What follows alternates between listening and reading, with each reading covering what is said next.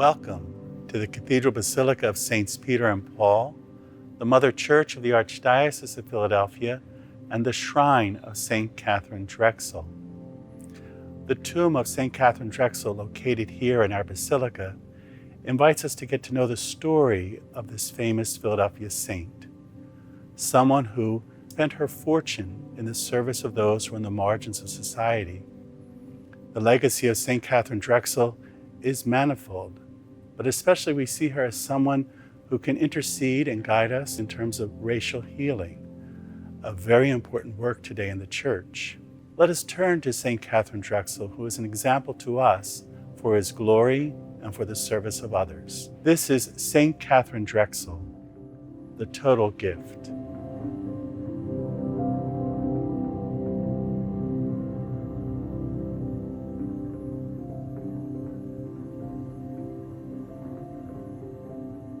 She chose to give not just her fortune, but her whole life totally to the Lord.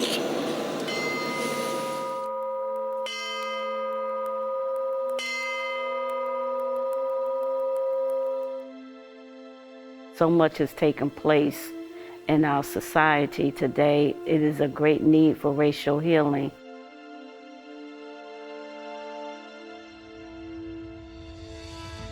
Lynchings in those days, they advertised them on the radio. This has to be a federal crime. It was not. That's what she was battling. The KKK burning crosses in their yards. The genocide of the indigenous peoples. And there are just so many pieces of Catharine's life that we still experience in our day.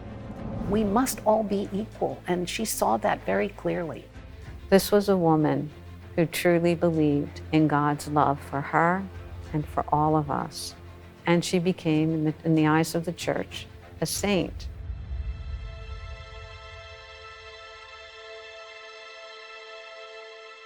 What is a saint? What made her a saint? Is it possible for me to be a saint?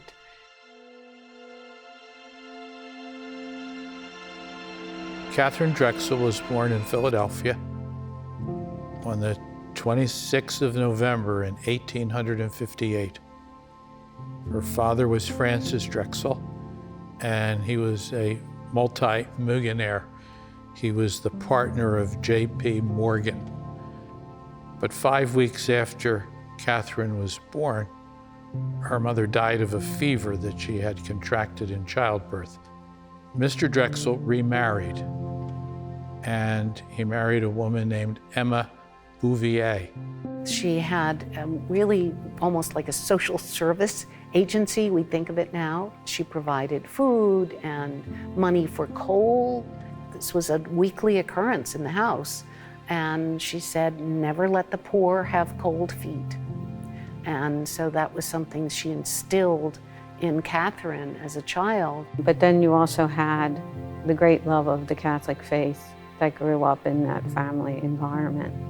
Katharine's father had a chapel in their home. He was given permission to have a chapel. Those times of prayer, those times of going to church together, they were important foundations in her life. They loved God, but the other piece of it that Katharine saw from the very beginning was that her father was on all these boards of charities, and he was always going out to these board meetings. He was always helping with the money. Her grandfather and her uncle and her father had helped fund the Civil War. They lent the United States government something like $60 million, which I can't even imagine what that is, billions, because Lincoln freed the enslaved peoples. Seminal moment in her existence was the assassination of Abraham Lincoln. She was 7 years old. Nothing like that had ever happened. And Lincoln's funeral cortege passed right in front of her house. And so for her, that must have been a moment that twisted something enormous in her psyche to say, this was a great man and people are sobbing. And what am I going to do? So I think her upbringing was a little bit different in many ways than some others who had the wealth of the Drexel family. There was that sense of responsibility. There was that sense of a deepening of their faith, and that their faith really drove them to action.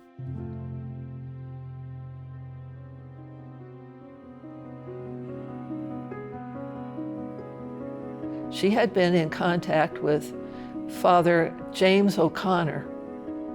He had been appointed to be the pastor of St. Dominic's Parish, where their summer home was. Father O'Connor later became a bishop, and he was appointed the first bishop of Nebraska. And the Drexel sisters went out to visit him. She told him that she and the sisters were going to visit Pope Leo XIII. And he said, well, when you go visit the Holy Father, ask him if he will please send more missionaries so that he could convert mostly the Native Americans.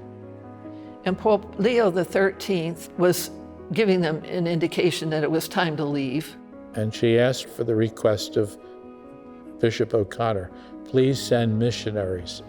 And Leo XIII's answer was, well, why don't you go? And when he said that, she was very upset. She went outside by a fountain and she was crying and just really shaken up. And that began her thinking of a religious vocation. She may have already had the idea in her mind previously, but this kind of solidified it. Bishop O'Connor felt that she wasn't perhaps physically strong enough. She'd had a life of enormous privilege. And he kept telling her that she was to be a wealthy woman in the world and set an example for all of those people who were wealthy and just living decadent lives. You give your money away, you do philanthropy, and that is it's a wonderful thing. I think because of the devotion, her faith formation led her to understand that God was calling her to something even more. And it was a very radical call for her. It was the radical call of giving her very self to God and to what God was asking her to do. When she persisted, he had her do a discernment, write out a discernment of the pros and cons of that vocation. My reasons for entering religion. Jesus Christ has given his life for me. It is but just that I should give him mine. And she sent it to him, and he looked at it and he said, it's all in your head. It didn't come enough from your heart, and you really should stay in the world. So at that, she put her foot down and she said, I don't have to do what you tell me, and I cannot find peace without going to the convent. And he finally recognized, and I think he recognized it because she had pushed and pushed and pushed. In 1891, she founded the Order of the Sisters of the Blessed Sacrament, which would work with Native Americans and African Americans.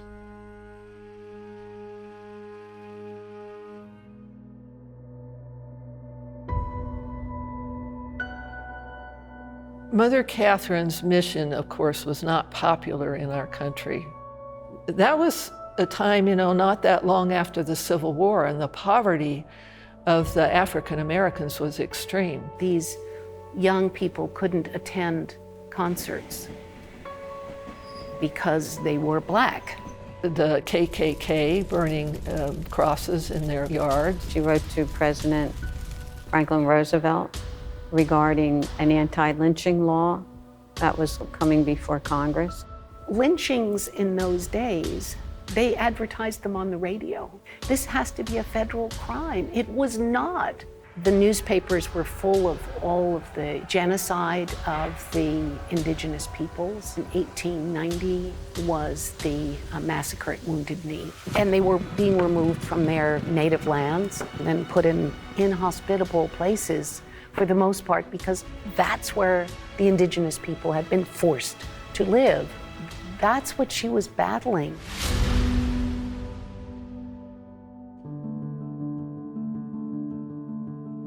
What her understanding was that people needed an education, people who had been deprived of education, so then they couldn't compete in, quote, the white man's world.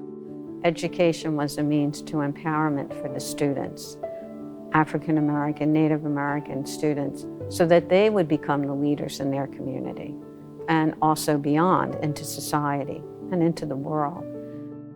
Our first foundation, which was Saint Katharine's in Santa Fe, there was at the time a strike going on with the railroad. So the sisters actually got on the train and then they got stopped along the way. They couldn't get any farther. And they traveled in a coal car. She was somewhat aghast at the risks that they took, but you know, they were like her, not taking risks, but pushing herself beyond where maybe she should go physically. And she would visit all of them. So when a school was erected in Arizona or Alabama, it didn't matter where it was, she would leave from Cornwalls Heights, Ben Salem, and go and make sure that everything was done properly in those schools. She traveled back and forth to see all of the various sisters and schools, and she was always beaming in with them. But it was very wearying. And she, in fact, contracted typhoid fever when she was cleaning the school in Harlem. They had just purchased the property, and it was a mess. But she still decided she would go out to Chicago, and then from Chicago on. Her sheer determination, her sheer self-giving really inspired me. When I read the stories of her going west, going to the southwest of Louisiana, going into the cities all over the United States, she was constantly on the go because she was driven by this mission. Because of Catharine's family's wealth, Catharine was very astute at finance. She was able to use that gift as part of the mission. It wasn't just throwing money all over the place, but it was that greater understanding of how much I can do with this, but I want to do it right. At the time of her death, she had more than 60 schools. And of the 60, one was actually a college, Xavier University, for African American students. And that was, again, to provide for the leadership of those communities, to provide for a good education, good faith formation, and to form men and women who would be leaders in their community and beyond. In order to buy the property for Xavier University, Mother Catharine had to use a second party because they wouldn't have sold to her. Her school in Beaumont, East Texas, was posted by the KKK. She just left the day before. They were frightened of her. They waited until she left to go back to New Orleans by train before they posted the school. And saying posted is a convenient term for the fact that they were going to burn it down. Catharine would write to bishops. Sometimes she wrote to the federal government as far as treatment of African American men and women. Were they being welcomed into the local churches? What was being provided for the education of these children? She did it in a way that I wouldn't say was confrontational, but she was very clear. Everyone deserves the same respect. She was the one who basically gave that witness to others in terms of respecting one another's culture. All children, all adults deserve the best education.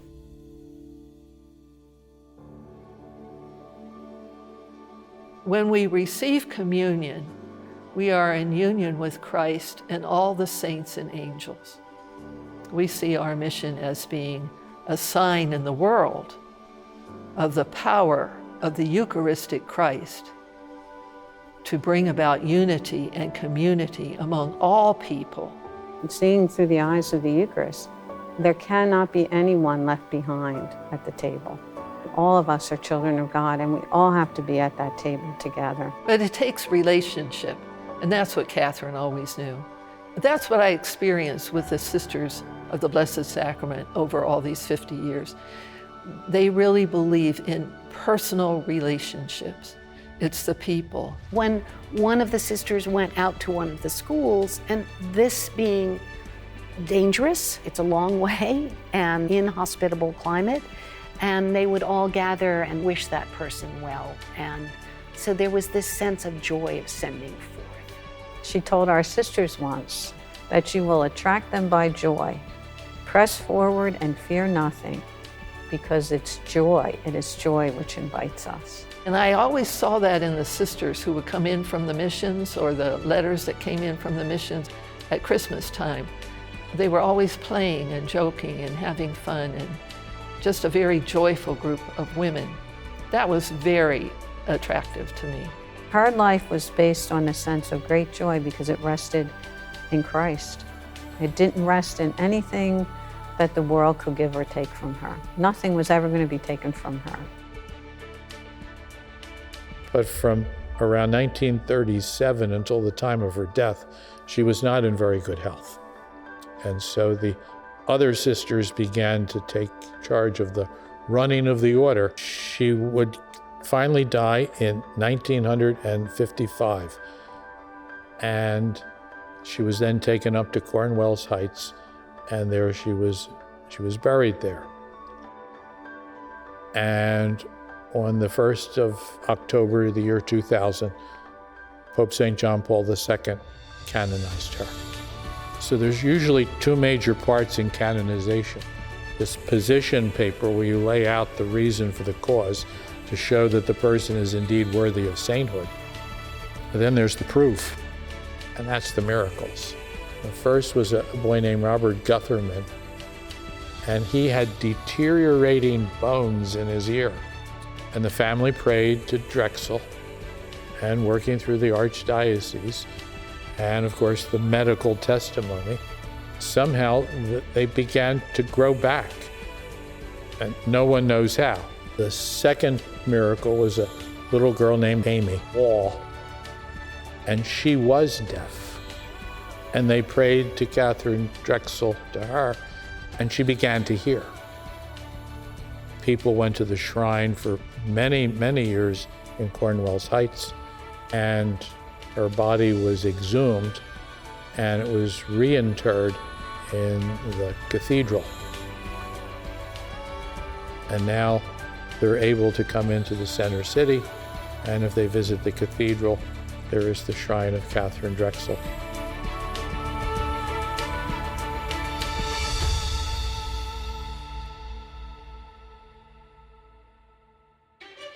Think it, desire it, speak it, act it. I think those words that she wrote, they take the whole meaning of her life and they put them in context.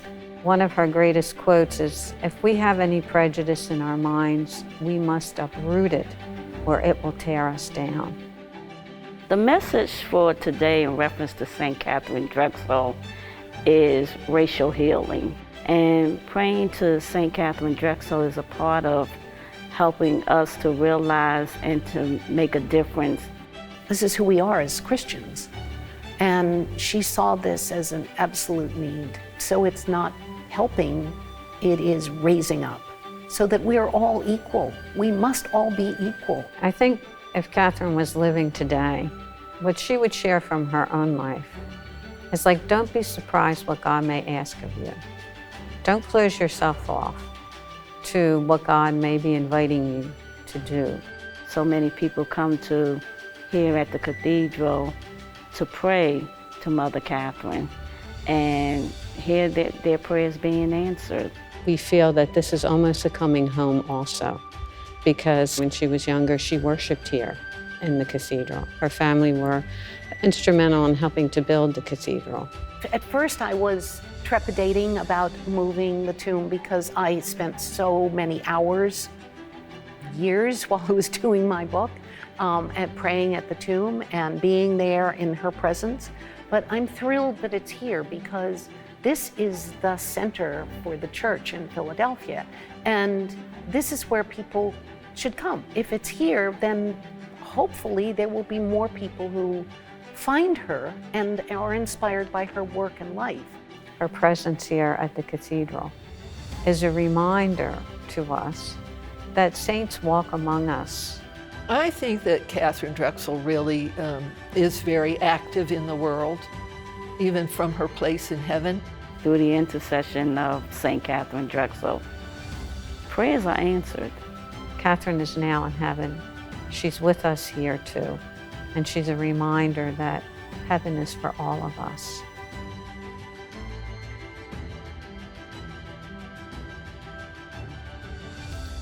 We hope you have been inspired by this wonderful story of Saint Katharine Drexel. The tomb of Saint Katharine Drexel here in our Cathedral Basilica is a great blessing.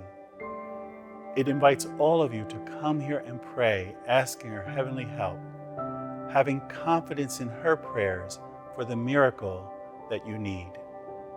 Saint Katharine Drexel, pray for us.